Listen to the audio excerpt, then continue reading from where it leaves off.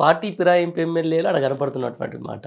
Speaker మొన్న కూడా రీసెంట్‌గా సంజయ్ ఎవరైతే జగిత్యాల ఎమ్మెల్యేకి సంబంధించిన సంజయ్ గారికి క్లీన్ చిట్ ఇవ్వడం ఎట్లా అని చూస్తారంటే ఆయన పార్టీ మారినట్టు ఎక్కడ కనిపించట్లేదు అని చెప్పేసి చెప్తున్నాడు. అంటే దీన్ని ఎట్లా చూస్తారు ఒక సీనియర్ పొలిటికల్ వ్యక్తిగా, పాలిటిక్స్ మీద అనుభవం ఉన్న వ్యక్తిగా?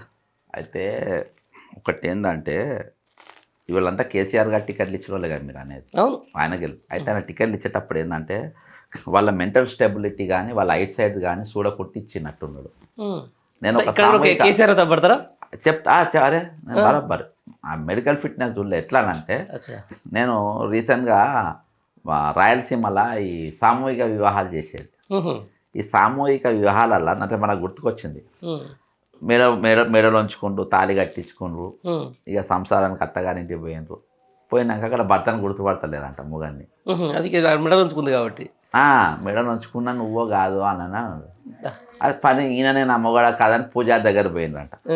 పూజారి దగ్గర పోయి పూజారి నేను ఇట్లా తాళి కట్టినా ఈయన నా భర్త అంటుండు, ఈయన నేను నా తాళి కట్టి ఏమో అమ్మ నాకు కూడా సరిగ్గా గుర్తొస్తలేదు అని అంటుండ్రు. ఇలా తెలంగాణ ఎమ్మెల్యే పూజారి ఎవరనుకున్నావు? స్పీకరు. అర్థమైందా? పెళ్లి పిల్లలు మీరు ఇలా మొగాన్ని గుర్తుపట్టని పెళ్లి పిల్లల లెక్క తయారైపోయింది 10 మంది ఎమ్మెల్యేలు. అది మరి వాళ్ళ మానసిక ఇబ్బందా, వాళ్ళ మైండ్ పనిచేస్తలేదా, వాళ్ళ సైడ్ దొబ్బిందా?